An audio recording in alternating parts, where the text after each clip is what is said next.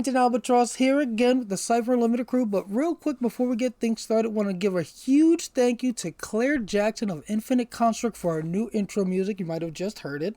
Very awesome. Thank you again so much for that, Claire. But yeah, as usual, we have the CU boys. We have Spigs18 or Anthony. We have Alpha Dean or Dean. And Dean, what are we doing here tonight? Oh man, tonight's a pretty cool night. We're gonna sit around and chat like we always do, but it's a big day in Zamunda because, man, it's been 10 years, 10 years of MCG, and we're gonna talk about all that. We're gonna talk about, what's happened over the course of that time, and talk about all the great stuff that's coming forward for this year. The 10-year celebration, the anniversary of Monte Cook 10-year anniversary, amazing. I mean, that's like a major milestone for any company. How many people can say they've been playing a game for 10 years? That's pretty damn cool that we've actually had this around for that long. Then on top of everything else, what's the other nice thing is, guess what? The CU's turning 5. So wow, it's pretty awesome. So Ant, I'm gonna give you the ball, man. Our fearless leader over here. We're gonna let Batman get us started. Yeah, we're gonna do this thing. First off, I'm pretty sure everybody that isn't aware, MCG just released on their website the announcement for the 10-year anniversary. Like Dean said, it's freaking crazy that Monte Cook Games has been out for 10 years already. I feel kind of old now. I kind of want my cane. Because this is pretty nuts. We've been playing this game for, I mean, I wasn't around since the Numenera Kickstarter, but I've been playing this game for at least 8 years now. So it's been, pretty wild to see their growth and success. So, that's been totally awesome. So I guess this chat and talk is basically, we're going to go over the timeline of and our memories on each point of the timeline, because I'm sure all three of us have different memories. We're also going to talk about the impact we think each one of these products or books that were released had on the overall success of the company. And last but not least, we're going to celebrate. We're going to, today's a good day. It's the 10-year anniversary of Monte Cook Games. It's about celebration, and I'm sure that MCG has a lot of great things planned for the year ahead, and we're excited. Some we're privy to, some we're not privy to. But some we could talk about, some that we can't talk about. But either way, it's going to be a great year coming up. And, what's it? Lace up your bootstraps to get ready for the next year, because it's going to be pretty exciting. Al, you want to mention anything before we get started? No, it's definitely a lot of exciting stuff. I'm definitely super excited to have been included. Well, I'm sure people have seen it already, but we're actually included in the timeline, and seeing that is super cool. Like, I didn't expect that we'd be listed amongst the history of Monte Cook Games. So definitely an honor. And absolutely, just to be totally out there, we were told ahead of time that we were going to be included in the timeline, and all three of us were kind of shocked. It was like, oh wow, this is awesome. Yeah. I think so. The first thing we'll do when we go over this article, because this article is actually pretty interesting and long. I guess let's just go over the beginning before we even go to the actual timeline, right? Let's talk about like what's the milestones and what the little blurb they put in the beginning of this timeline, because I think it's important that we actually go over it. And I'll start reading. I'll start with the looking back, because the first part is basically, just talking about the Kickstarters and stuff like that. But it basically states that 10 years ago, we created a company almost on a whim. Sounds like how we created CU, because Monty had this game, Numenera, that we were incredibly excited about and thought maybe other people might be excited about it too, said founder and partner Shauna Germain. Over the past 10 years, both our company and the industry has grown and changed in huge ways. But one thing that will never change for us is making games that delight and excite us, then sharing them with players. I would have never believed it a decade ago, Monte Cook founder, everyone knows who Monte Cook is, 10 years have gone by this quickly. I'm so proud of what we accomplished, the smart, fun, creative team we assembled, the groundbreaking games we produced, the active and enthusiastic and positive community we have seen grown around us. That's us. That's guys. I'm in this picture, and I like it. I like it a lot. Yeah, it brings back many memories. You know. I mean, so that's basically Shauna and Monty, because for those that don't know, Shani and Monty are the founders and both owners of Monte Cook Games. They were there from the beginning. Monty created Numenera, but Shauna pretty much did everything else. As far as my knowledge, the editing, she helped with early layout. She was one of, it was basically a two-man team at the very beginning. So, yeah, I'm just happy for them that their dream came true and they got a company for 10 years. That's awesome. Yeah. I mean, and we've got to be a part of it. I mean, some of us, like I said, from day one with the first Kickstarter, which, that book is sitting right back there. And I treasure that book. I have Monty and I have actually the whole team's signatures in that book. So it's Dean, you were the only one to back the Kickstarter, right? Because I wasn't. I picked up Numenera after the Kickstarter. I did the actual Kickstarter. It was crazy because it was, and as literally, believe it or not, that was the first Kickstarter I had ever done. So which was weird too, because I wasn't sure about this whole crowdfunding thing. But yeah. So I mean, we'll get into all of those great stories. Do we want to talk about the innovation paragraph, or did you want to move on just to talk about what's coming? You could talk about what's going on for the year. All right. So, like I said, we did have a conversation with Charles and Latia, and got a little bit of insight. But right in the article, it says a fun year in store. 10 are the themes as the company celebrates its anniversary year. MCG has 10 full-time employees, and the company has produced 10 distinct game lines, and the celebration will be spread out over a 10-month period. With that being said, that's from February to November. Throughout the months, they'll spotlight different members of their team and so on and so forth. There's going to be key products that have come out. There's going to be this is going to talk about a decade of innovation in the tabletop RPG industry. And with that being said, they said there's going to be celebrations at major conventions, including Gen Con and Gamehole Con. So if you can make either one of those, definitely be there because they do have some nice things planned. There's going to be exclusive 10th anniversary products. I think some of you have already seen that wonderful mug that's out there for the asset team. And it's an asset team exclusive. So that's not something you can share with the rest of the world, but asset team members can get it. So if you're not an asset team member, might be something you want to do. There's going to be special consumer and retail promotions. And there's going to be a couple of amazing new initiatives that fans of our game and the industry in general are going to love. And oh my God, I really wish we could talk about it right now, but we can't. But you guys are going to be surprised. So basically with that all being said, like they said, in the meantime, happy birthday, Monte Cook Games. Here's a timeline. We're going to get into the timeline. We're going to look at the things that are going on and have some fun with it, and just talk about what Monte Cook Games has accomplished over the last 10 years. Yep. Before we actually head into the exact timeline, we can mention some stuff that we heard that I'm pretty sure it's okay for us to talk about that isn't on this. But we were personally told that Monte Cook Games is going to have the Twitch stream is going to come back up and running. So it's going to be definitely when they start streaming, go out there and support MCG. Latia working really hard behind the scenes with some cool stuff.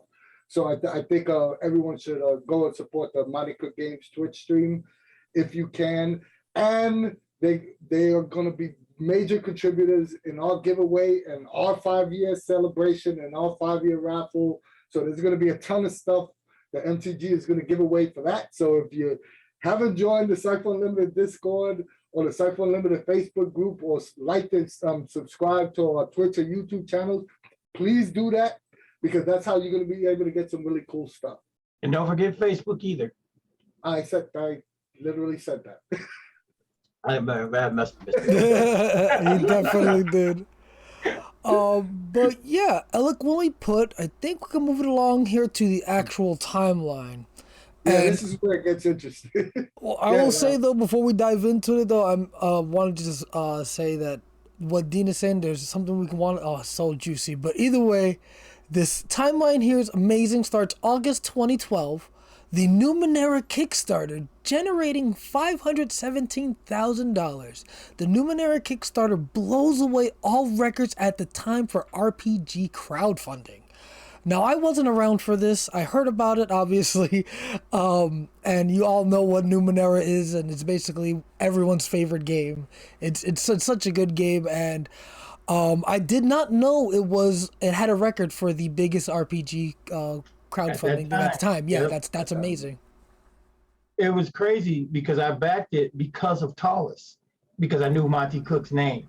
And when I tell you, it was like crazy. And I had never seen numbers like that because Tallest did its own thing, being that you had to pre-order and, it was pretty massive. But this was like unprecedented, half $500 million. I mean, wow, that's crazy money. And it was cool because the way it was described and the way it was marketed, it was actually pretty damn cool. And it was immersive. It was an immersive Kickstarter, and it was like one of the coolest things because I really felt like, wow, this is something I gotta check out. I gotta get my hands on it.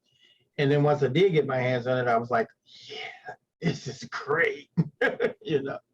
So. You see, when this Kickstarter came out, like Kickstarter was reasonably, I wouldn't say new, but it was new in the RPG space. Yeah. And I was too chicken shit to back anything on Kickstarter. I was always thought like it was some sort of, I literally thought Kickstarter was a scam back in the days.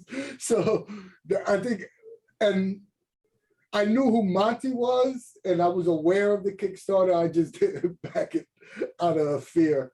It was my first Kickstarter, and literally the only reason I did back it because I was like you, and I wasn't trying to just crowdfunding. I don't know this, but it was Monte Cook, and like I said, I had got Tallest, and Tallest, I bought that a sight unseen. You know what I'm saying? This had interaction. This had like blurbs, and it had all this great art. And you were like.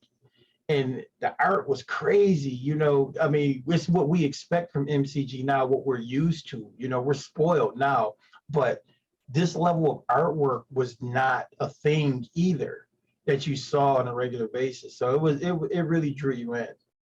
And I know both 517 for first Kickstarter for just coming out the gate is phenomenal numbers. And I know both when we had Monty and Shauna on, they were both said that they were totally surprised and even to the point overwhelmed, like, oh shit, we got to start a company now. So what you call it? I know that almost $500,000 or more than $500,000 on your very first Kickstarter is crazy to begin with. It really is. But that's a great segue into the next point here. Mm-hmm. They have all that money. Now it's time to start that company. And then we move down to September 2012. Monte Cook Games officially founded. Monte Cook and Shauna Germain established Monte Cook Games LLC as a business entity.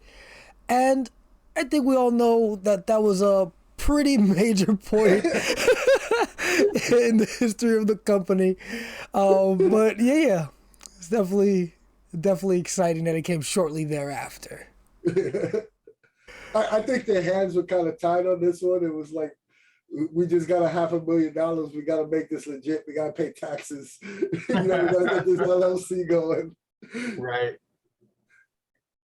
And, that was pretty cool though. I mean, that they did it so quick. It just made sense though. You're right.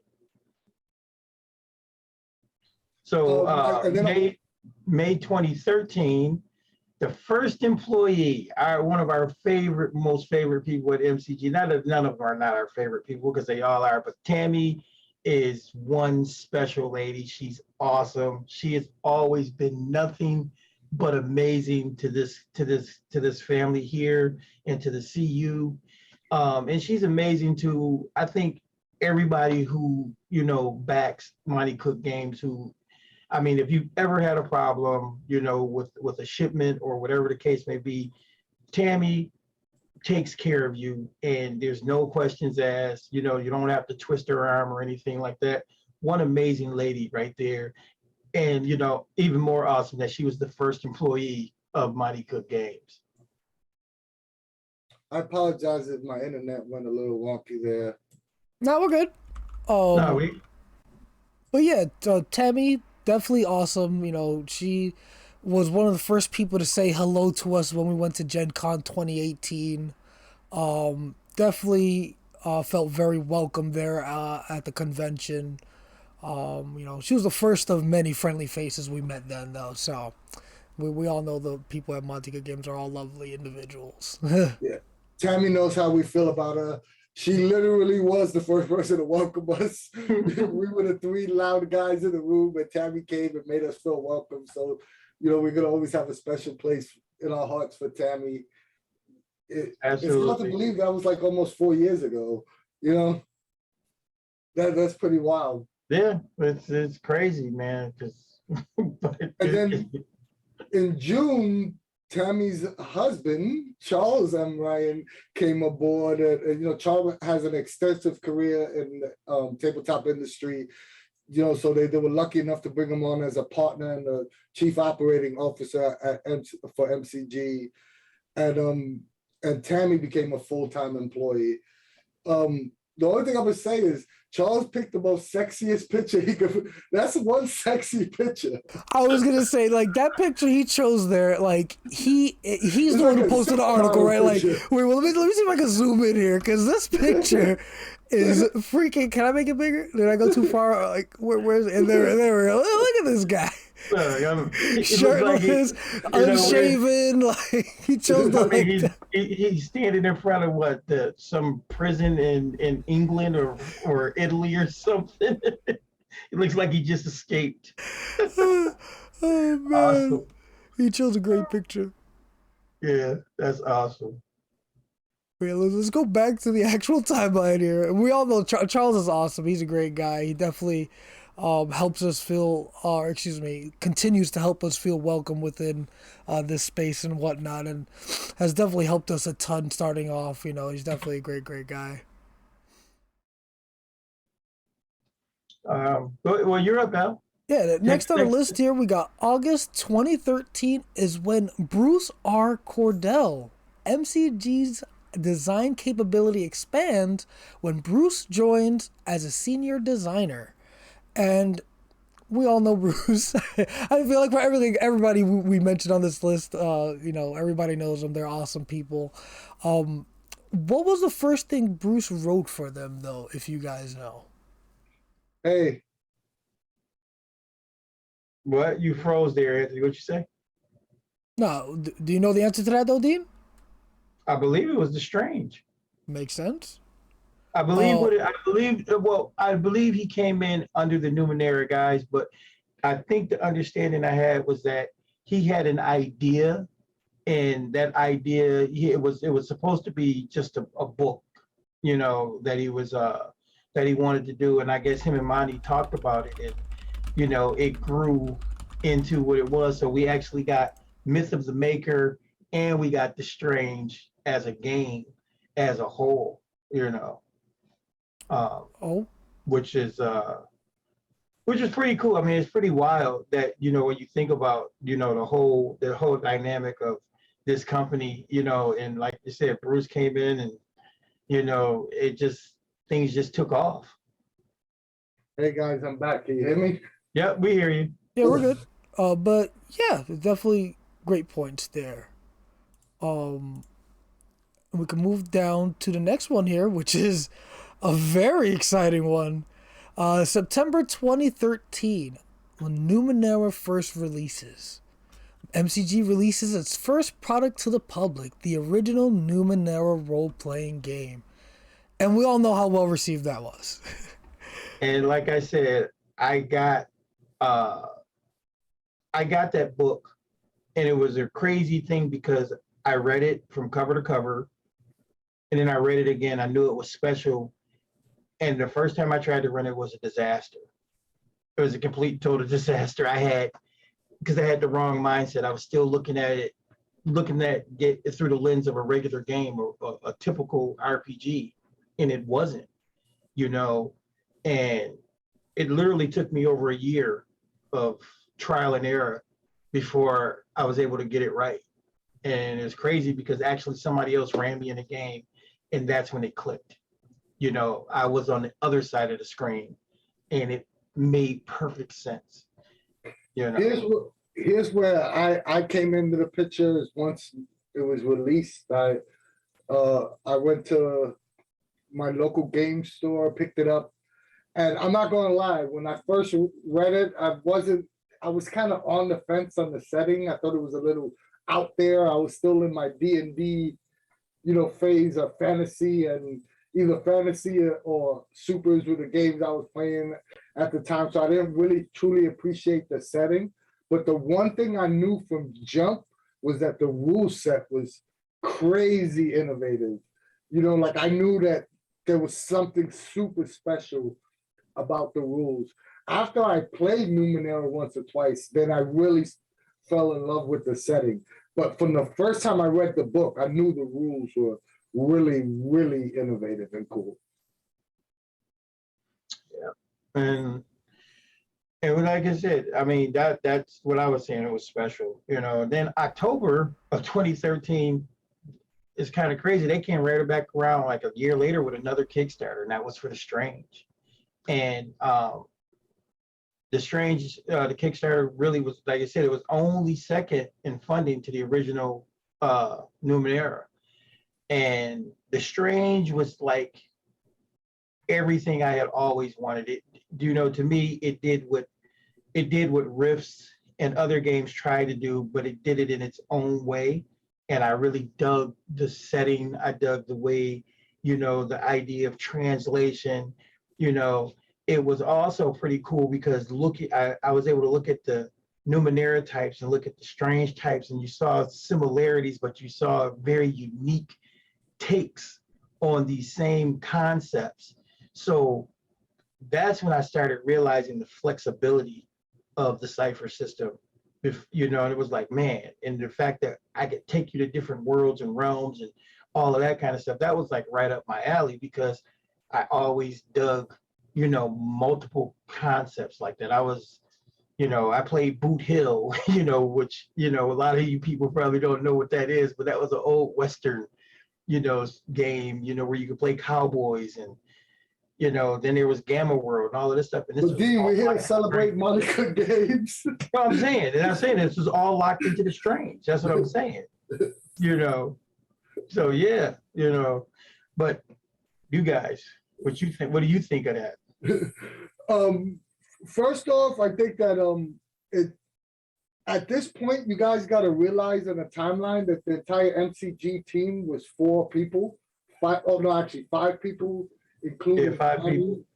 And they produced 2 of the most original and iconic games in the past 10 years with just 5 people. So that's a Numenera, Numenera was groundbreaking, and to have such a small team, producing this content, and then to follow it up with the Strange, with, in our opinion, is the birth of the Cipher core system. Yep. It's the father of the generic version. It's kind of amazing when you look at it in the timeline frame. It's definitely nuts, and it kind of sucks that I wasn't really into role-playing games like that back then, because I completely missed the Numenera one. I completely missed the Strange one.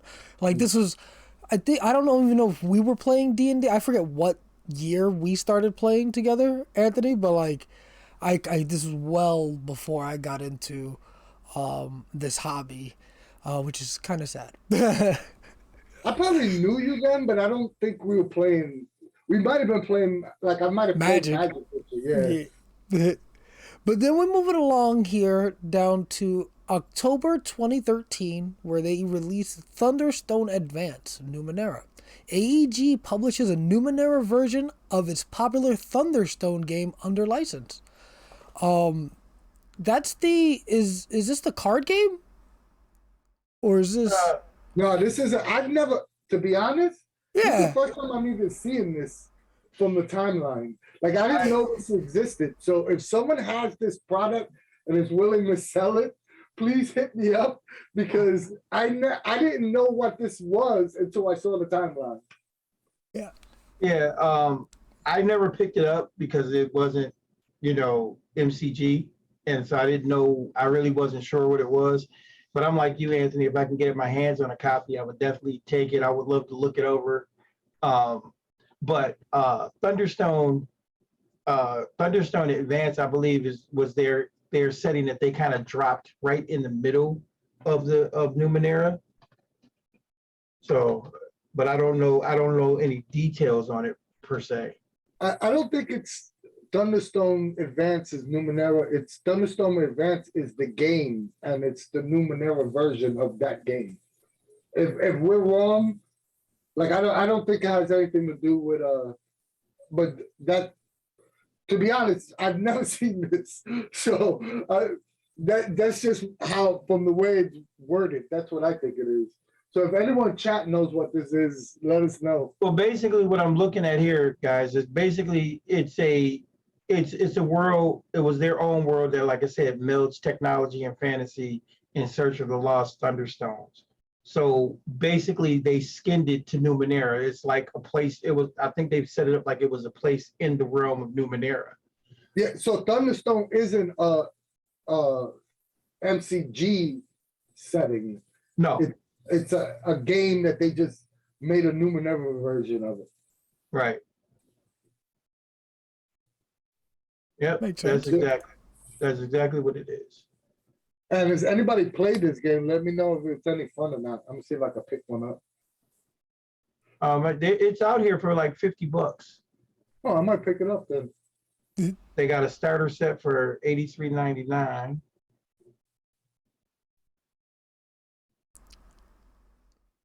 It's on eBay for $40. The Numenera version. Neat. And then in December of 2013, the Reaper miniature line came out. Those were the ones that you had to paint. Those were I didn't purchase them at this time, but I went back and got them at a later date. Quality miniatures, I like them. They're really nice. Those I never bought, believe it or not. It was before I started trying my hand at painting. Now. In one Gen Con, they gave a couple to the asset team members. I do. Oh, I do have the one. I mean, I do have those, but I'm saying I never bought the whole line. But those are part of the Reaper miniature line, Dave. That's from that same line. Sweet. So in 2014, this is a place that was near and dear to my heart. The asset team came together, and MCG organization of demo GMs is launched. The asset team was great. After you ran a few games, they sent you this little pack in the mail. It was awesome. You got little standees and you got character sheets and all of this stuff. And they were very supportive. And the other cool part about it was they started giving you what they call the shins. And you started getting shins with, every time you did a demo. And that translated into being able to purchase products or even put it towards Kickstarters. It was great, So the asset team is awesome. Been a member of the asset team ever since I can remember. And yeah.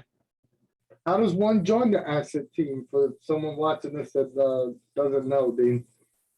All you have to do is hop on to the Monte Cook site, and if you pull it, it'll come up under your account, and it'll say Asset Team. You can join in on the Asset Team. There's also Asset Team page on Facebook through Latia, and there's also one on Discord.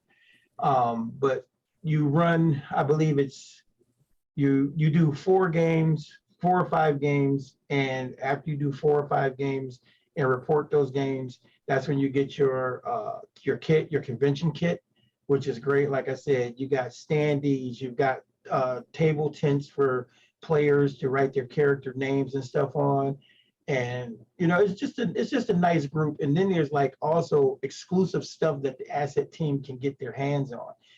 Adventure books are available that you can only get like if you go to Gen Con and stuff like that. The cloth maps that they have for like Numenera and No Thank You Evil. It's just a bunch of stuff available. Oh, and of course, the 10-year anniversary mug. So those things are all available to the asset team members, and that's how you get in. Also, too, is worth mentioning, if you go to a con and you run games for MCG, if you run enough games, they pay for your badge. So, the asset team is a phenomenal one to get into games, to running games. And then not only that, the community itself, the group of asset team members themselves are all awesome. It's like a little family when we show up at cons and stuff like that. So it's really great. Yeah. And you get a lot of great friends through the asset team. And that swag bag that they give you at the end, just that alone, even if you're not running enough games to get your badge paid for, the swag bag alone is normally great. I mean, we've gotten the play mats and like you said, get the adventure book with all the original adventures in it. It's like and like Anthony said, the people great. So you definitely meet a lot of cool creatives through the asset team, and we all try to help each other out with questions, whatnot. When you have issues running a demo or something, there's definitely a lot of collaboration within this team as well. It's very awesome. Yeah, that's like where we met some of our best friends, Ken Davison. Those people were awesome. Anybody want to go next on the timeline? Yeah, I'll go to the next one. So we got June 2014 here, where we see Bear Whiter. Bear joined the MCG team as art director. He's an awesome guy. He's been on the show once. I don't know if it's more than once.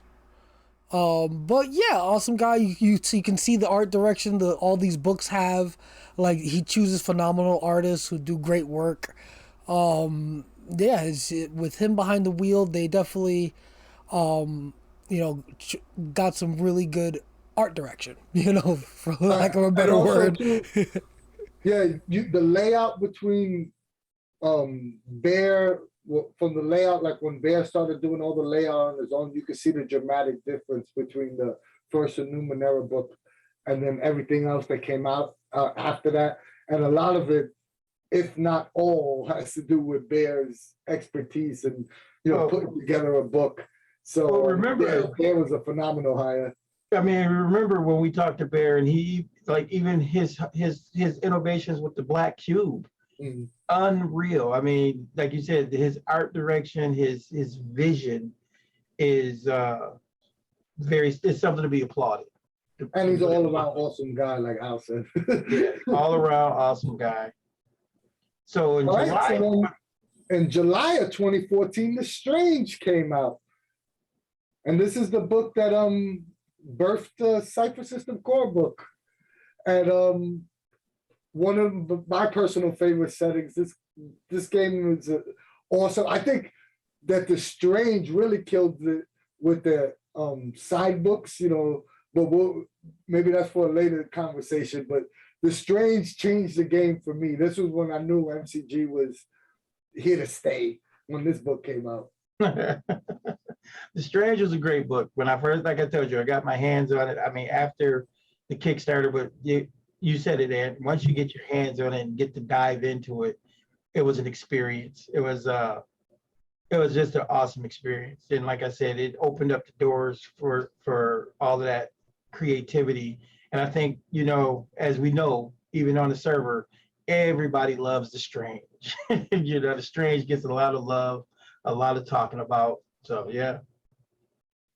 I was going to say that, like, this entry is from July 2014, but still people are actively talking about The Strange, participating in games, whatnot. It's a very beloved game. Like, even though I believe support has basically ended for it, people still love it and play it, and still Great game. And you know what's funny that is worth mentioning? The first two games are still the most played for MCG. If we're not counting Invisible Sun, because that runs on, it's like same company, different track, but I think out of all the Cipher system games, 1 and 2 is the Strange and Numenera, unless I'm wrong, or at least that's what I think. So it's kind of amazing that their first two products are still their most, beloved. I mean, it works for me. I would agree with you, Ed. So if we move on to timeline, September 2014. How to play Numenera video. The company's first how to play video goes up on YouTube. It goes on to receive over 130,000 views and counting. They got me for a good 50 because I watched this thing over and over. I remember, like I told you, I remember watching that video myself. It is crossing like I can even talk. They were crossing a river, a bridge, and how they stopped and said, "Hey, I'm a nano. This is how I do my ability." I just love the way it was like set up. It's like one of my favorite videos. I still think it was brilliant the way they explained each step-by-step process. And I still say to this day, when Geek and Sundry did their walkthrough video, they took a lot of the elements that Monty and Shauna and Bruce had in this video. Like stating the action, then stopping and saying, I rolled this dice because such and such and such. I really like this video. It was a very step-by-step process of how to play the game. I appreciated it at the time. Yeah, it was awesome. Samuel Coffin said, is The Strange still being printed? I don't think the book is being printed, but I do believe they still have some because it's still up on the Monte Cook website. Oh, The Strange is still being printed. The Strange is still being printed. Oh, okay. Well, I didn't know if they had stopped printing, but I do know they do have it available. Yeah.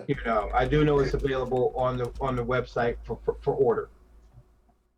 So yeah, I mean, unless I'm unaware, I thought The Strange is just because they discontinue any more books. I don't think because it's a highly demanded book, and it doesn't cost them anything to add them to the print margin. I don't think they, so I do think they print Strange copies. They just not making any additional book.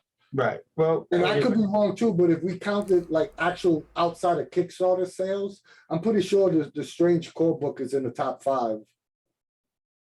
Yeah, people talk about that book a lot, and I could definitely still see people wanting to purchase it, and it just seems kind of silly for them to take away the option because it's there. So why not just have it available? But I do think, or you guys can correct me if I'm wrong, that they're just not making any new books for The Strange. It's just this is it for now, or so I've been told. I just want to mention, Ken, I totally forgot Jen Page for Darkness Rising was in that video too. And that was another one. I was shocked to see her there. I was like, hey, that's Jen Page. I love Darkness Rising. She was in the Numenera Play video as well. But yeah, moving along here, down to November 2014. It says the Numenera Boxed Set Kickstarter. The Reliquary edition of Numenera celebrates a love for the RPG box set that will be revisited in the future. Yeah, this was just like the special edition, like the little with the slipcover, and I still say this is one of the top 4 or 5 starter sets in the gaming industry, period. I put this up with D&D's 5e's first box set, which is a phenomenal box set. You got everything you needed to play, and you got a great adventure, and you could have, if you did the entire adventure, you went to their website and got a continuation to that. So, if you had 4 friends, totally new to RPGs, never played a game before, this was all you needed. It had everything you needed: characters, dice, adventure, step-by-step process on how to play. This was a phenomenal box set. Yeah, and those dice were freaking gorgeous. Yeah. I got 2 sets of them. Which color were the ones that came out of that set?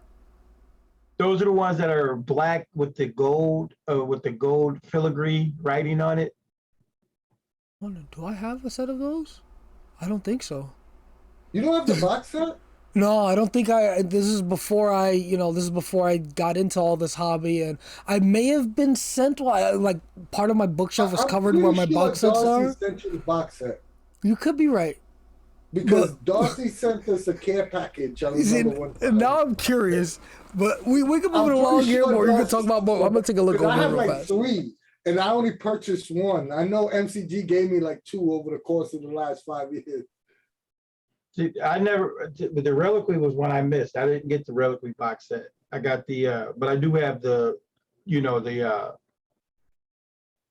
box set, just the box itself. And January 2015, the new Game Master Month came out. And this I wasn't aware. I didn't believe new Game Master Month is going on 7 years old. I thought new Game Master Month was actually like 4 or 5 years old. I didn't realize that it was running that long. Yeah, I definitely didn't realize it started back then. I really only, I mean, it kind of makes sense for me. I really only started hearing about role playing game news and stuff and whatnot once we started the CU. So this was well before I would have been ear to the ground on that sort of thing. But definitely cool that it's been around so long and has thrived, because it definitely helps a lot of people get their foot in the door in regards to this hobby. And it's definitely, what you call it, be loved by these, people who need the help. It's definitely, we definitely see a lot of chatter about it. I think New Game Master Month was a great idea. I think it's brilliant. It puts exposure. What I dig about it is that it kind of puts exposure on games other than D&D. And again, we all love D&D, but it just puts exposure on other games. And MCG was so nice. It started out with just them, but then the great people that they are, they started highlighting or putting other game companies on and other games. So you weren't just looking at their stuff. You had options, and the articles that are written every week during the Master Month are great, and it's just a cool deal, and it always drives people over to hang out with us too, so we get to help out too, so it's awesome. Yeah, I just didn't realize they started it so long, but like Dean said, it's a fantastic program. Not only do they highlight other game systems, they give you every week it's advice from these phenomenal game designers on how to get started, how to be a GM for the first time, what to expect. And there's articles and tips on how to run each one of these specific games. So, it's a great resource, even if you're not a new game master. So you should definitely check it out, when every time it comes out for the year. And in 2015, in May of 2015, the No Thank You Evil Kickstarter came out. It's funny. They have so many innovative and new games that you don't realize how creative this team is, because No Thank You Evil is another project that was it kind of blew me away when I actually saw it. No Thank You Evil was a phenomenal Kickstarter. And I think this was actually the first Kickstarter that I backed. I'm sad I missed this one, honestly. I did pick up the box set. I'm pretty sure you could still buy it. I'm not sure, actually. I haven't looked at the store in a while. But the box set's so awesome. It definitely got me playing role-playing games with my stepdaughter. She's 7. We started playing like a year ago, so like she was 6 when we started. Definitely very easy to grasp, especially if you haven't looked at No Thank You Evil. There's kind of a scaling character like sheet. So like there's a beginner character like for the really young kids, there's like a medium grade character for like a slightly older ones, and then a more advanced character has more options, things to do for the older kids. And it's such a cool setting. And it comes with so many cool little things, like the little map of the Storylandia or whatever the continent is called, and adventures, like little tokens, like all the stuff that would keep a kid engaged with something like this. And it's so good. I mean, it's great to show you how. That's how my daughter got introduced into role playing games as well. But I will say this, get a bunch of adults and play No Thank You Evil. It's still mad fun. No Thank You Evil. I know it's meant for a kid game, but if you get some adults together, you can get a really fun game of No Thank You Evil. We literally, it's kind of crazy. We literally here in my household with No Thank You Evil, my wife is not a gamer. My wife did not touch games and stuff until we got together. We've been together 7 years, but my wife can run the hell out of No Thank You Evil, which is crazy. And it's a lot of fun. And it's like you said, you know, I mean, we've played No Thank You Evil with the grandkids and, you know, the kids, you know, the kids' parents, the grandkids' parents. And we've had a blast. It's crazy. It gets really wild in the house on game night. You know, we haven't had one since the pandemic, but I swear to God, it used to get pretty crazy. So yeah, lots of fun. No Thank You Evil is a great product. So May 2015 was the beginning of the downfall of my wallet because I literally backed every Kickstarter from this point forward, going down. So. You and me both. This is where it all this is about where it all started. I just stepped back and everything from that point on. So in August of 2015, Numenera Into the Ninth World Kickstarter. And basically that was a series of titles that redefines what an RPG supplement might cover. This was a great Kickstarter. Lots of great stuff came out of that Kickstarter. Was it the Ninth World Guidebook, I believe, came out of that particular Kickstarter. Some of the instant adventure books came out of there. It was, in no lie, it did redefine how you looked at a supplement. So I enjoyed this particular Kickstarter. Definitely. Yeah, this Kickstarter was awesome. There was a ton of great books in this Kickstarter. You know, yeah. I can't. I mean, but you always get a bang for your buck. This is when I felt like around this time was when MCG really started like catching their groove when it came to Kickstarter, like figuring out what's the right way, what's the right amount of things to offer. And now they're like a fine-tuned, a well-oiled machine when it comes to Kickstarter. But here's when they really started, like the light bulb started going off, and they really started saying, hey, we could offer, you know, the reason why they're so successful with Kickstarter is that you always get an abundance in value in terms of the amount of money you put in. And this Kickstarter is when they started to realize, hey, we could change the game in Kickstarter and really make it worth their while for investing in the everything level. Right. And that's just it. When you invest at the everything in print level, you also get everything in PDF. And that's huge. You know, that's absolutely huge. And like you said, not even 90%, 100% of the time, the amount that you put in for the everything in print level, you know, is far outweighed in what you get home, what you bring home, what gets delivered to your doorstep. This unfortunately was another one I missed. August of 2015, the Cipher system rulebook got kickstarted. And I tell you what, this was the game changer. That right there, that book right there, I have that book right there all signed up as well. And I have to say that I love that book.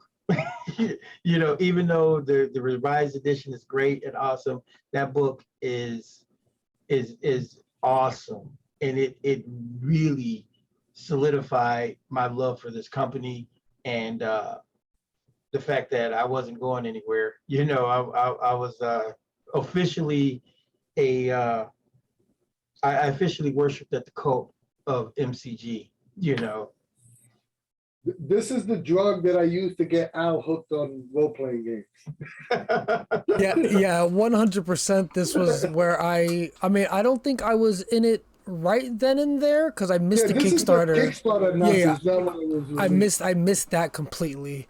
But yeah, Cipher System is really You guys know me. You guys, everybody out there, you know I love Cipher System specifically because I missed really Numenera is great, the Strange is great, but Cipher System is really where it's at for me. And before playing any Cipher System, you know I played some D&D with Anthony, and it was fun. It was okay, but then once I saw how Cipher System ran and how we played and all the everything just started clicking, and it was history from there.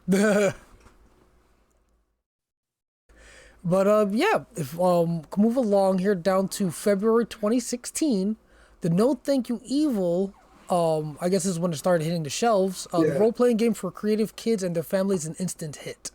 We already spoke about No Thank You Evil. It's a great game, and you can see a little picture here of that little box set. Oh, it's such a good box set. It's so good. Yeah, no, that I actually have. I've actually bought that box set probably 6 times because I've given it to other family members as gifts, and it never gets old, and I think I have 2 of my own, which is pretty awesome.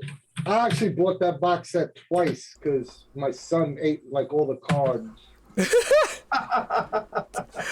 I remember when that happened. That was funny. But what is it? Moving down here to March 2016. I forget if I actually was part of this one, but the Worlds of the Cipher System Kickstarter, a series of source books for use with the Cipher System rulebook, explore imaginative new worlds. And you can correct me if I'm wrong here. This is like Gods of the Fall, Predation. Yes. Yeah. And you did back this one, Al. You did. I remember because when you saw the dinosaurs, when they said Predation and told you what it was, you lost it. Yeah, I couldn't remember if I had backed it or if I just bought the books like shortly thereafter. But this is when I started buying the books for sure. This is when I started purchasing product. Yeah, but this is the Kickstarter announcement. I'm not sure if you backed the Kickstarter. Yeah, I'm not sure either. 2016. Yeah, I'm not sure. I have no idea. I don't think so we personally. Didn't even know 2016. No, we didn't. No, we didn't meet till 2017. I'm pretty sure I picked up those books individually as they came out or whatever have you, but they're still sitting right there on my shelf. They're so good. The only reason I said I thought you had backed it because I remember when we met, we were all getting our books in and we were talking about it. And you kept saying, "I can't wait to get my book." So I thought you backed. That's why I said you backed it. But I do remember that. I remember Al going, "I can't wait for the dinosaurs and lasers." But that Kickstarter was definitely a +1. I know this may be an unpopular opinion, but the Cipher System Kickstarters are always my favorite Kickstarters. I like you got 3 setting books coming out. I get excited to like, I mean, I love Numenera, I love the Strange, I love Invisible Sun, but there's nothing like wondering what are the 3 settings they're gonna announce. Right. When the 3 settings do get announced, oh man, I'm excited. Then you pick sides. Everyone has a favorite book. So like, yeah, it's a different level of excitement for me. Yeah, always. Again, it's the generic system idea. It's the fact that it's a generic system, and then you have all of these different settings that you can, play around and expand upon. So that's what I'm with you, Anthony. Those are the thing, So moving on down that line, we get May 2016. None other than Sean K. Reynolds joins the team in a role that focused initially on community coordination, but grows to take advantage of his extensive design experience. And Sean K. Reynolds was the first person that I truly had communication with from MCG because I was doing the asset team stuff. And like I said, every time you ran a demo, as long as you had at least 2 new people, they gave you shins. And I was like going crazy at the local game stores in the city. I was like going to like 5 different stores, and Sean was like, "Dude, do you have time to sleep and eat?" So it was cool. Sean is awesome. Sean is just awesome. Sean has always been supportive of us. Anytime we needed him for anything, he's just a great all-around guy. Not to mention he's a phenomenal designer, you know, so yeah, we have nothing but great things to say about Sean. I mean, he designed my favorite book. Yeah. Yeah, he's a fantastic guy, and yeah, we all know he's written some of our favorite books. Yeah, definitely A+ dude. And July 2016, the new warehouse, they built a new warehouse, you know, because they started getting a lot of success. You know, if you look at one thing across this timeline, is there's no real failures with the Kickstarter model. They're a company that's been constantly growing little by little every year, and that's just awesome to see. And you know, they grew to the point where they need to get their own warehouse, and we've internally as a CU have discussed before about possibly going down there and doing some filming. So if you think that's something that we should do, you know, we would definitely do that, you know, of course with Charles' permission, but we have mentioned that before, that we wanted to go film the warehouse. So if that's like a video you guys want to see, just let us know. It would definitely be super fun, and I would definitely be down Absolutely. to do that. Yeah, I would definitely love to take a little tour and then show it off to people. That would be awesome. Well, moving along here. Oh, yeah, we go down to August 2016 was the Invisible Sun Kickstarter. The Invisible Sun Kickstarter sets a new record for the company as it funds one of the most physically sophisticated RPGs ever published. And if that's not an understatement, that back cube was huge, came with tons of components, all super cool, and it definitely did not it was It did like 800K, right? It did a huge number, and it was genre shifting. I'm trying to think of a good word to like. It's just such a different kind of product. Yeah, it's surrealistic. It did for me, I think, what Harry Potter did for everyone else. You know, for all the people who were Harry Potter heads, it built this surrealistic world of magic, and it just made it amazing. And like you said, it was a 40-pound cube of stuff, and everything in there is like totally useful. Everything in there, you know, adds to the immersion. You know, it's an unreal experience, and it, you know, that surreality, you know, the system that it used is akin to Cipher system, but it's its own system.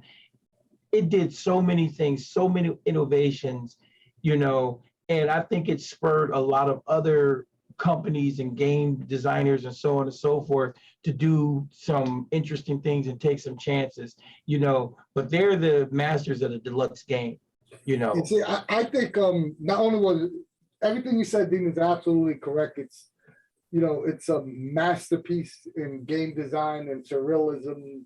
But what I think it did is it brought luxury, high-end gaming to the RPG space. Oh yeah. It was already in the tabletop space. I mean, it was already in the board game space. You know, you had $300 board games before, but you didn't really see RPG books with luxury high-end price points until Invisible Sun.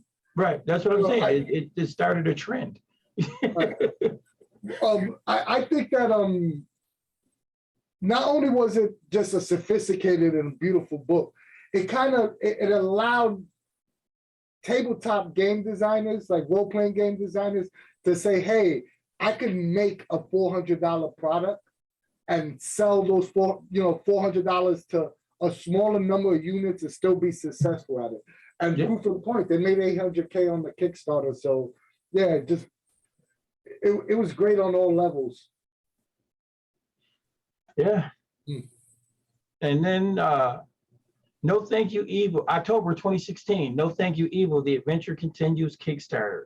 And basically by popular demand, it spurs a second crowdfunding campaign for several supplements to the game itself. So you could actually get No Thank You Evil again, but there were also all of these additional products. It was actually pretty awesome.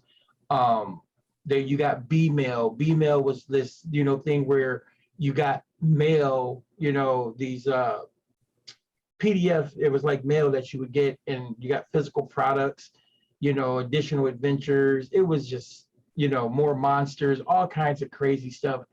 Great Kickstarter. I enjoyed backing this one a lot and look forward to all the extras that came along with it.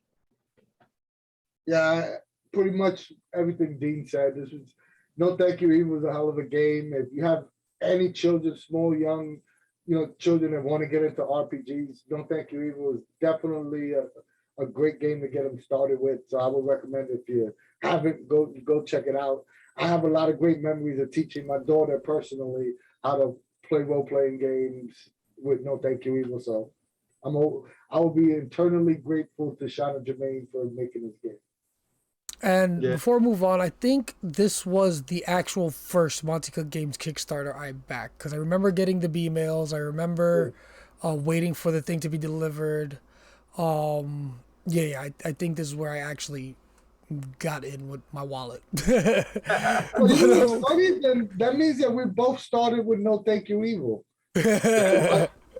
It's a good game. It's good. I started with the first one. But yeah, moving along to October 2016 is when Vert, the first complete role-playing game powered by the Cipher system from a third party, is published by Raven Desk Games. And this is, cyberpunk dystopian type deal. It's super cool setting. I haven't played it myself, but people love it. I've heard there's constantly discussions about it. And the guys at Raven Desk are awesome. They're cool dudes. Yeah. I still say that this book doesn't get as much love as it deserves. I think this was a phenomenal book. I love the Vert book. I think the equipment section was phenomenal. It's still, I think a lot of books afterwards looked at Vert and saw how they did equipment and stuff. So Raven Deck Games did an awesome job with this book. I really, really love this book. Vert is one of those games, and I think, like you said, Anthony, it doesn't get the love it's due, because I don't think people just understand what Vert is all about. I don't think people, look into it. It's not self-evident. Even by the cover, it's not necessarily evident that you're getting a cyberpunk-esque, experience. And like Ken said, the novels are great. You should read them, by Jeff Noon. The game is great. It actually shows you the flexibility and the beauty of the Cipher system in of itself, how the Cipher system can run anything you want. I agree, Ant. Vert just needs more love. November 2016, the Numenera starter set came out. This is the starter set that I'm sure you have, Al, because this is the one I had. That one looks familiar. I confused this one with the other one. Yes. But this is the one that I'm pretty sure MCG sent you one, because I have like 3 of them. That's the one I was talking about. I have that. I don't have the Reliquary. The Reliquary box was that bigger box. Remember, that's the one with all the deluxe stuff in there. This is the one I was talking about. I have a Reliquary box though, but this was the one I was talking about. Yeah, the Reliquary box is something that I need to get. I need one of those. The Reliquary box is something I bought on the open market though. I definitely recognize this cover in this box. Yeah. So I'm pretty sure this is the one I have too. Yeah, this is a phenomenal starter set. And if you want to teach people how to play, or if you want to gift people that don't role play games and get them into Numenera, buy them this. It's like $20. And you don't even have to be there to help them play. They can figure it out themselves. It's pretty easy. It's very self-explanatory. It's very user-friendly. January 2017. Numenera Strand, a short film exploring the Ninth World featuring astounding production value, is released to the public by production company Valdez and Eric's daughter.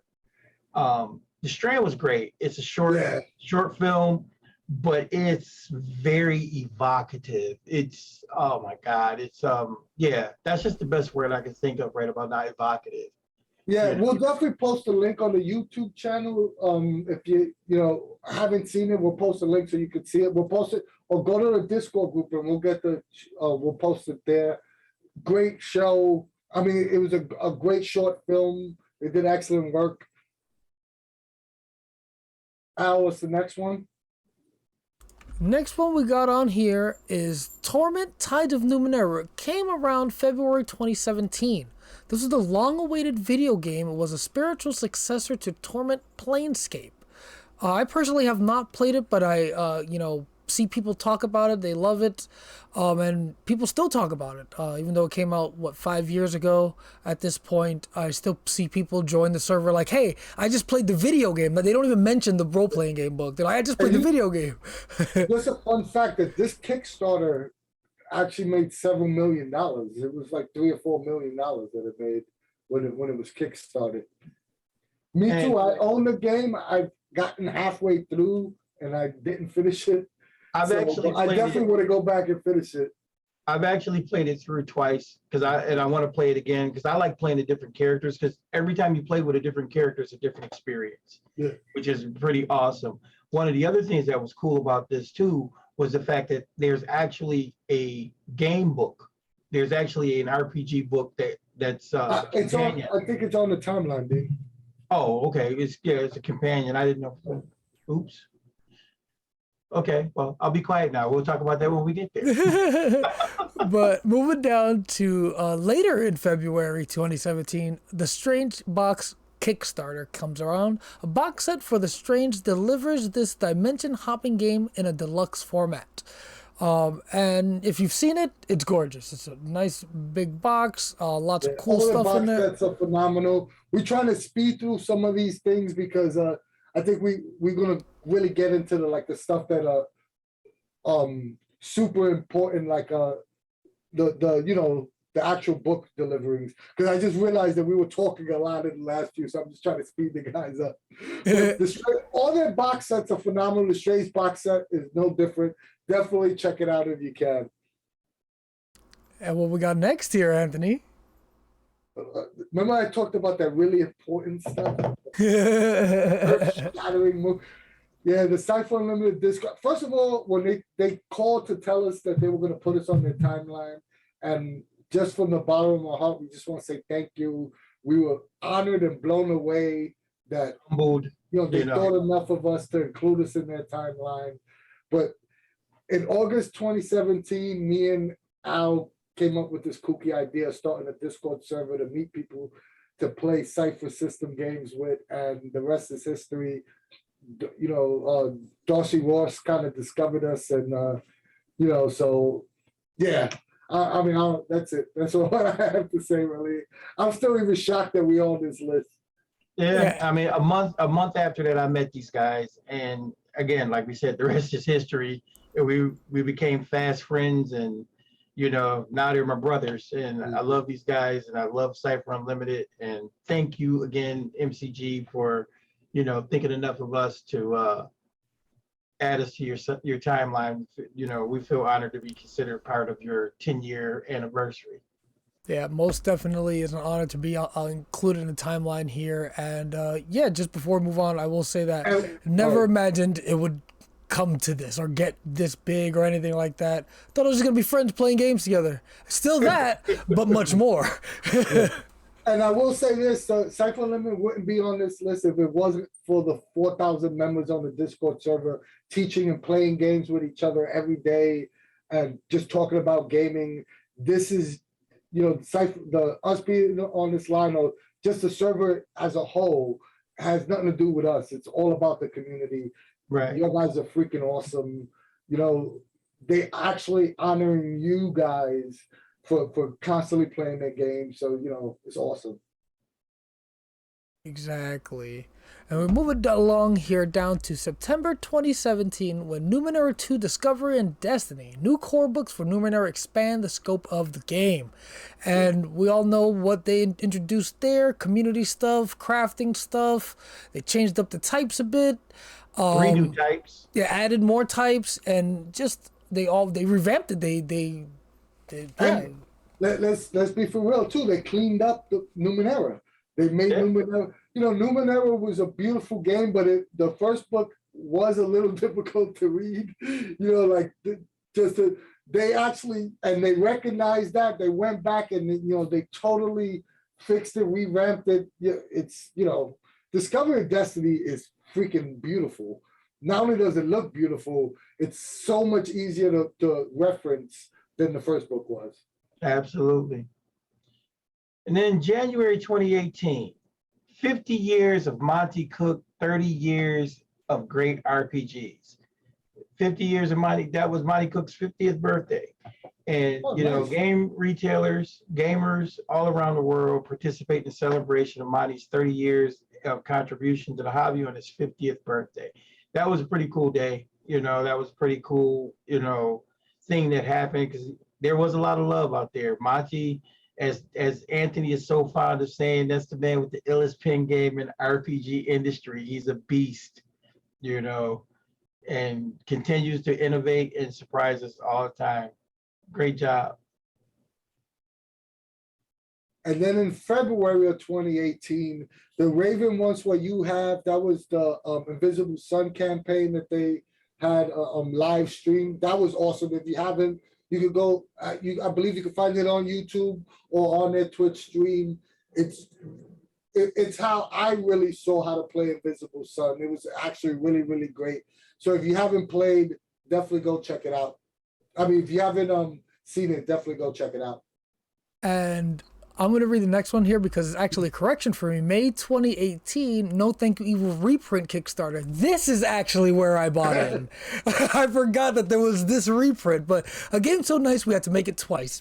Yeah. In fact, No Thank You Evil had additional reprints following this one, but this Kickstarter also funds new adventure content. But yeah, this is actually where I bought it. This is where I started spending money on Monte Cook Games stuff. Yeah, it was definitely awesome reprint because it definitely needed it. June 2018 is when the Lone Shark Games released their game. I bought this game. My book bag was too heavy at Gen Con, so I gave it to Dean. Right so there. I haven't actually played it. It's right there. It's literally right there. So yeah, I think Dean can tell you, but yeah. I heard mixed opinions about it, but it's awesome that another company made a Numenera game. I think we all have mixed opinions about it because it tries to replicate the essence of Numenera. It does a pretty decent job, but it is a board game, you know, and it's hard to turn such a rich world into a board game, you know. But it's a good product, you know. It's a little complicated to, you know, if you're not versed in it in gaming ideology and stuff, but it's still not a bad game at all. You want to read the next one, Dean? Your best game ever Kickstarter. This campaign was in July of 2018, and it funds a fantastic book on RPGs advice along with the new version of the Cipher system rulebook and a number of other supplements. This was absolutely a great Kickstarter. That revised edition of the Cipher System rulebook was awesome. I mean, I had kind of deconstructed that book, but this right here was everything any gamer who loves Cipher System could ever want, you know, because it was a deconstruction and put back together the format, the layout, the ideas. Everything just made Cipher System that much easier to absorb and digest. Yeah, this is probably one of my favorite Kickstarters. Is my favorite Kickstarter of all time. I love the revised book. I love every book that came out of this Kickstarter. So yeah, this is my favorite Kickstarter of all time. Yep, it definitely. That's the one that came with like Godforsaken, Stay Alive, right? Yeah. No, that's the one that came with this is the one revised book and your best game ever. I could have sworn revised and those three books were together. Either way, that's besides. Oh no, Godforsaken, yeah, I think it did come with this. But either way, though, September 2018, we see Invisible Sun actually get released. Invisible Sun, with an amazingly creative new setting and innovative gameplay elements, is released in the form of the massive black cube. And we've already spoken about it, just a giant box of goodies. All these great elements to play that Invisible Sun game, which is a great game. Yeah, I mean, we already spoke about Invisible Sun. It is what it is. You know, you hurt your back taking that book home from the store. I'm That taking box, that box. So yeah, you know, Invisible Sun, it's the crown jewel, I think, of the entire game, MCG game catalog. It's their Mercedes-Benz.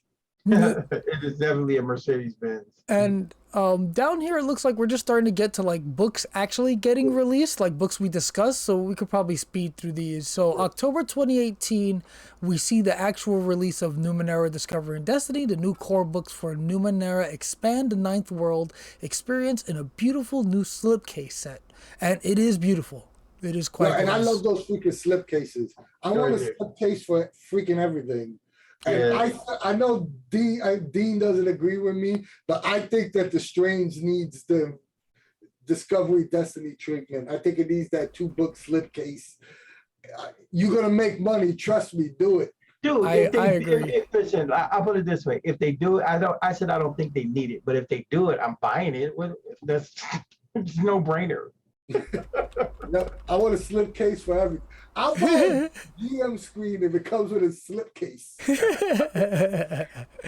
So, yeah. Moving on along, in October 2018, Invisible Sun Reprint Kickstarter. The success of Invisible Sun demands more. This difficult to produce game along with additional content. So yeah, that's when they came up with like the additional books. The Book of M and all of that came along with that part of that Kickstarter. And also, you guys got to remember that Invisible Sun is expensive to produce. So it's not a product that they could just order a couple thousand units and leave it in their warehouse and not sell. So that's why they come up with the Kickstarter in order to print some more, because they, you know, if it's $300 for the cube itself, it's costing them at least 100 and something to make it. So, you know, it's expensive. So they needed to do a second Kickstarter in order to get a second print run. Most definitely. And moving down here, we get to, March 2019, Arcana of the Ancients Kickstarter. MCG introduces our wondrous world to the 5e audience with a series of compatible source books. And this was an interesting time because people were really divided about MCG making a 5e book. But as we all know, you know, this was, again, 2 years ago, 3 years ago at this point. It was well received. People loved it. People play it. People, you know, they have the, they just love it. They like it. Even though there was that little... The wheels. There was a good month or two of panic on the CU. Yeah, there was. Is Cipher going? Is MCG going 5e? What's going on? Where's my pitchfork? Look, I am guilty. I have all of those books, but I did not back this Kickstarter. I was like, no, I'm not doing it. You know, and you know, I learned my lesson because now I know better because I'm going to buy the products anyway. But yeah, I was definitely not for this when it first happened.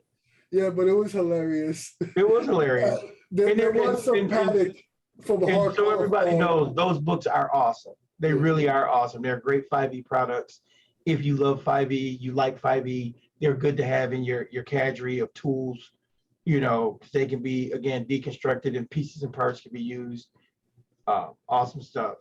In June 2019, Jennifer Walls, joined the team. Jennifer's phenomenal. If you have any problems, or I don't know, at least for me, anytime I have an issue with a Kickstarter or something, I contact Jennifer and I get an email right back. Like, yeah. A-okay about book. She is so on point with everything that I ever send her. She is phenomenal, and we love her husband too. So, yeah, Jennifer, I have nothing but great things to say about Jennifer. Awesome hire. Yep. July 2019, Your Best Game Ever came out. A tool book, not a rule book, reveals the secrets of awesome RPG experiences for players and GMs. Basically, a series of essays that gave advice, to gamers and GMs alike. There's even an audiobook version of it, which is kind of cool. I've actually listened to that at work, when I'm working, which is pretty cool to be able to do. I wasn't a fan of this book, you know, when it was first announced, but I've actually become very much a fan of it, and I think it's a great thing, especially if you have someone who's a reader, and they would, you know, be willing to read, you know, factual, actual ideas of what goes on behind the scenes, if you will. Yeah, this is the perfect coffee table book. When you know you have people that play role-playing games, you plop it as a conversation starter. I love this book. And like you, Dean, I also I listened to the audio version. I'm not gonna lie, I looked at the pictures, but I heard the book in audio. If you're gonna give me an audio option, I'm a sucker. I'm gonna use the audio option. In August of 2019, Numenera Liminal Shores, the Kickstarter came out for that. That was another awesome Kickstarter. And we're still getting books from it. Yeah. We're moving up in the history. We're getting to near present. But, cool, but I'm just saying, 2019, 3 years ago, you're still getting books. That just gives you an idea of the bang you get for your buck. You know, wild, yeah. You know, that's pretty cool. You know. But September. Go ahead. No, September 2019, Cipher System Rulebook actually comes out. A new version of the expands and street. That sentence is written funny. Either way, they revised the Cipher Rulebook. It's awesome. I'm sure you guys have seen it. It's great, and yeah, it's a great book. Yeah, well, this is the book. You know, you guys know how we feel about the generic Cipher version. This is the bee's knees. Exactly. And the layout, it definitely needed a revision, and I think all the work that was put into this book made it 100 times easier to read, to navigate, to set up, navigate. Yep, you're absolutely right. Phenomenal product. Invisible Sun Slipcase Kickstarter in October 2019, a micro Kickstarter experiment with the funding minor but cool secondary products. I did this Kickstarter. It was a lot of cool extra stuff. That slipcase, as Anthony said, suckers. We are definitely suckers, and it's take my money. What you got a slipcase? Take my money. Exactly. Al, you want to do the next one? Yeah. So November 2019, we got The Stars Are Fire, the first in a series of hefty source books explore science fiction for the Cipher system. Awesome book. It has vehicle combat for like space stuff. Some cool equipment in there. A nice little setting. Great book by I believe it was Bruce. Bruce, yes. You're absolutely right. Yeah, Bruce Cornell. Yeah. I mean, this is the like what Dean said earlier. This is everything from the best game ever started being. All these books started coming out. This was the first set of the next line of 3 setting books. Awesome. Yeah, it's hard sci-fi. If you want to play hard sci-fi, this is get your starter. They started doing vehicle combat and all sorts of other goodies in there. Great book. Bruce knows his sci-fi. Look at the Strange. And in February 2020, they announced the Tallest Kickstarter. This was another one that was like earth-shattering on the server. One, you had all the old grognards like Dean that were in love with Tallest, the original setting. But anytime you mention 5e in a sentence with Cipher system, you're gonna get a mixed reaction. And I think we always get this, but it was proved to be proved to be untrue, because when we got the books in our hand, Tallest is absolutely gorgeous, no matter you get it in 5e or you get it in Cipher system. It's a must-have for your collection. You want it on your shelf. It's if you play either system, it's a must-have. Yep. In April of 2020, Arcana of the Ancients came out. It was actually released to everyone who did the Kickstarter and to the stores. MCG's first substantial title for 5e brings the wonders of science fantasy to the world's most popular role-playing game. And like we said before, that is an awesome book. Yeah. And then moving down to July 2020, we see Shotguns and Sorcery. Another third-party RPG uses the Cipher system under license, this time based on the popular novels by Matt Forbeck. We've actually had him on the show. Matt Forbeck, awesome dude. And Shotguns and Sorcery, definitely a very interesting setting. I know there was a little bit of drama with it coming out or something like that, where it took a long time or something. But regardless of all the drama, it's a phenomenal book. It's great. The art is fantastic. It has great options. Yeah.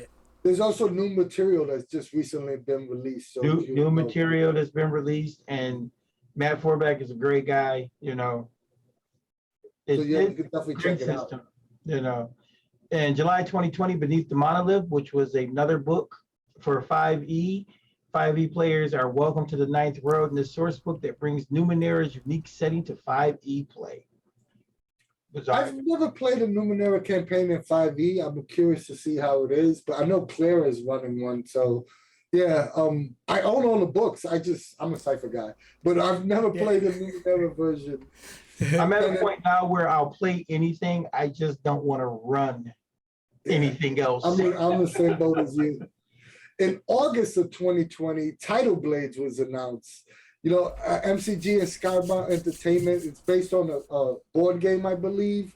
They're coming out with a Cipher System version. I think the Kickstarter is going to be around for March 11th, if I'm not mistaken. March 22nd has been moved back. My birthday! March 22nd. Yeah, March 22nd. So yeah, it's going to be awesome. They had me at Turtle People. The artwork on this looks phenomenal. Shauna Germain is writing it, so you know it's going to be good. I'm excited to see it. Very. Then in October, she did write it. She did write it. Or designed it. I'm not sure. Either way, October 2020 sees Latia. I always butcher her last name, but Latia joins FCG to head up our community relations. You know, she's awesome. Definitely has helped us out. Once Darcy Ross left the scene, and yeah, she's been very, very awesome to us. Great individual. Yeah, and so on to November of 2020, Heroes of the Cipher System Kickstarter. At this time when the world could use a few heroes, this campaign funds a genre source book for superhero games and the innovative first responders book on real world heroes. Talk about great products, great products. Okay, I know first responders in the origin haven't been released, but I was in the playtest material. I have it, I've read them. I cannot wait for this stuff to be released so we can start using it and everybody can experience it, you know, and everybody knows my love for superheroes. So Claim the Sky, that's that book, you know. Sean K. Reynolds, thank you again, my friend.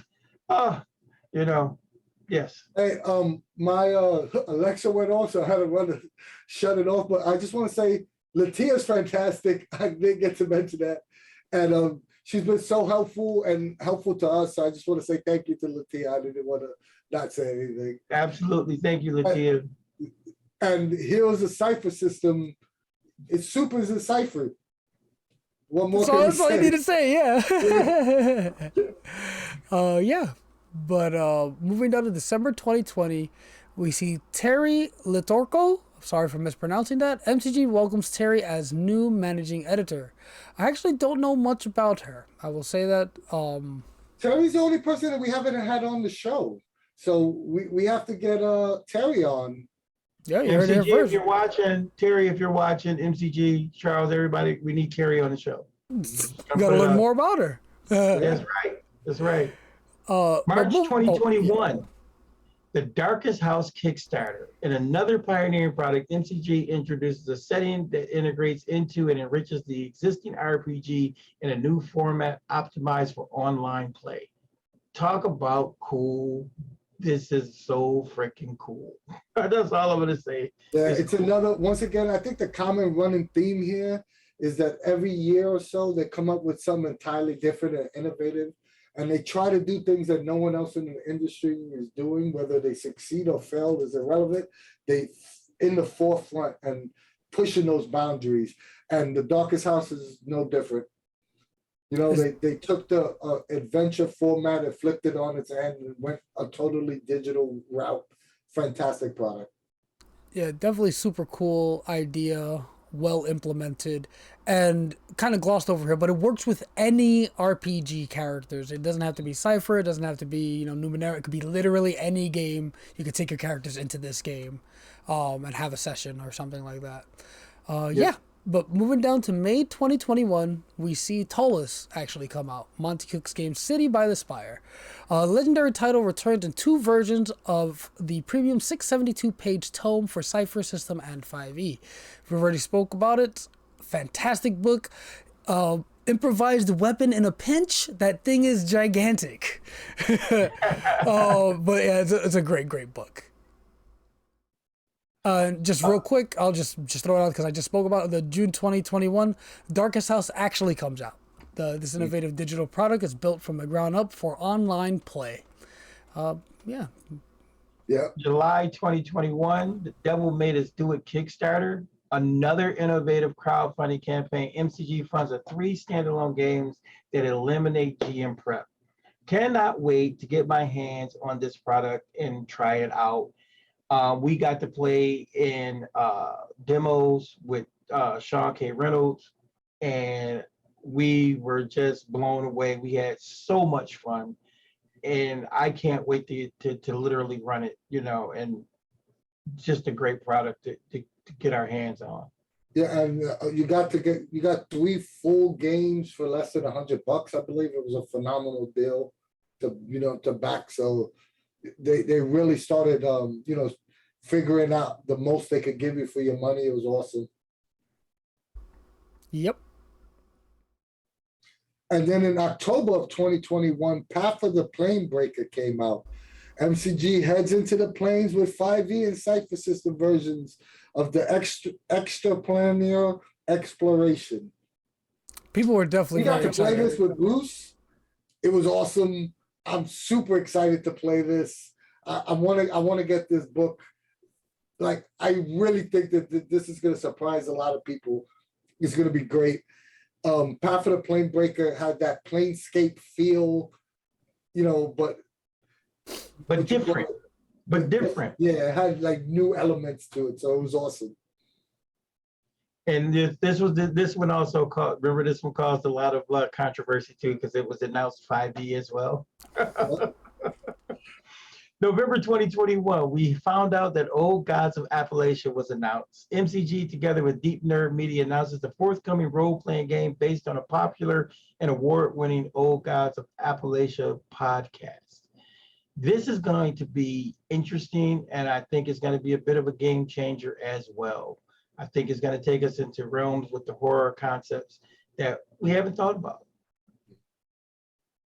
Yeah, I don't actually know much about Old Gods of Appalachia, but just from what I've been hearing about it since it was announced, it seems like a really cool, I'm not sure if there's going to be a setting for Cipher or its own game or whatever have you, but the whole, setting vibe it gives off is very cool.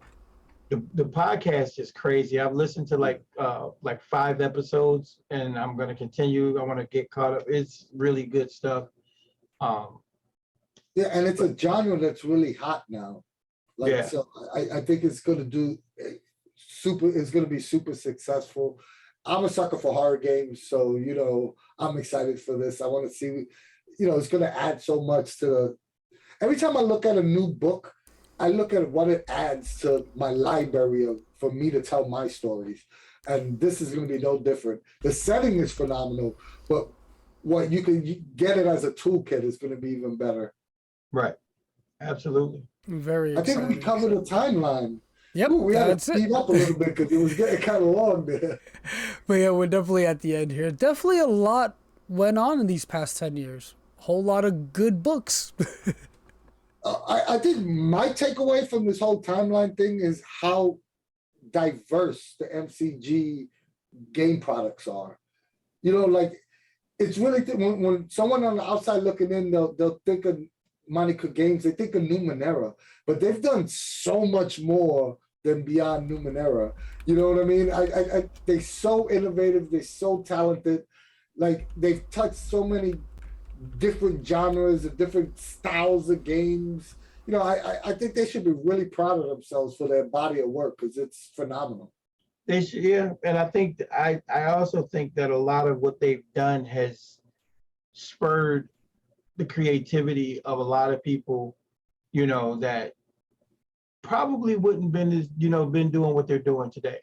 The ease of use with you know, even Invisible Sun is as dense as it is. Once you, you know, get yourself comfortable, the inspirations, you know, they're an inspiring group of people. And all around, you know, the last 10 years, I think we've all learned, not only are they inspiring people, but they are just all around good people. They're great people to know, and they're also, you know, very good to the community. They just good people, you know. Congratulations on 10 years, MCG, and I hope, you know, we're doing this again 10 years from now, you know. Here's to 100 more years, like I put on. Yeah, I put it on Twitter. I'm like, let's see 100 more years. And Shadow replied, hell no, don't. But before Anthony wraps us or, you know, gives us his usual spiel at the end here, I will say that it's been pretty remarkable watching. You know, I kind of came in a little bit later, you know, to the whole hobby scene, but it's been kind of remarkable seeing all the amazing stuff they've put out, how amazing they are to the community and their fans. And yeah, it's awesome that, you know, that they've been here 10 years. Like, you know, not everybody makes it 10 years. And it's just a testament to their, you know, quality of product. You know, they put out stellar stuff pretty much every single time. And yeah, you know, we love you guys and congratulations. Yeah. I mean, Al, you put it the best. Congrats.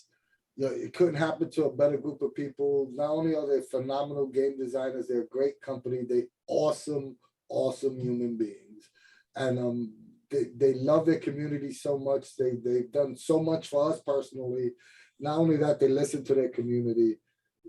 You know, we can't say congrats again. You know, we can't say it enough. Also, we're hitting our anniversary soon. We'll be 5 years soon, like Dean mentioned earlier, and we really want to get this giveaway going. We try to get 1,000 subs on YouTube, so please, if you can find it in the kindness of your heart, go over to YouTube and give us a subscription there. We really appreciate it. Give us a follow here. We trying our best to get to 1,000 subs. We're gonna have our giveaway regardless. I think we'll just do it for our 5-year anniversary, but we really appreciate it if you did. Join the Cipher Unlimited Discord. It's the largest family on Discord server for all things Monte Cook Games. If you want to chat about games, you want to talk about games, you want to play in actual games, you want to run games, that's the server for you. You know, most my friends that I talk to on a daily basis, I've met on that server, so it's a phenomenal place to chat. If Discord's not for you, join our Facebook group. It's not as big as our Discord, but the conversations being had every day there as well. If you want to support us financially, you could go to our merch shop and pick up some of this cool Cipher Unlimited merch that me and Dean got on. You know, hats, mugs, soon-to-be capes, all sorts of cool things with the CU logo. Or give us a little donation on Ko-fi. Every little bit helps. Our videos are always free, but it helps us out with little things like Zoom costs. I think that's everything, right? Last but not least, we love you guys. Yep, that sounds Absolutely. about right. We just Ken is just here chanting capes.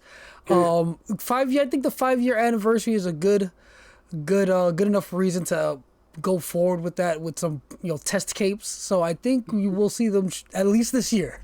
Will we have a cape for the giveaway is a better question. Oh, we could definitely make one. Yeah. We'll make 4. We'll make one for each of us and then one to give away.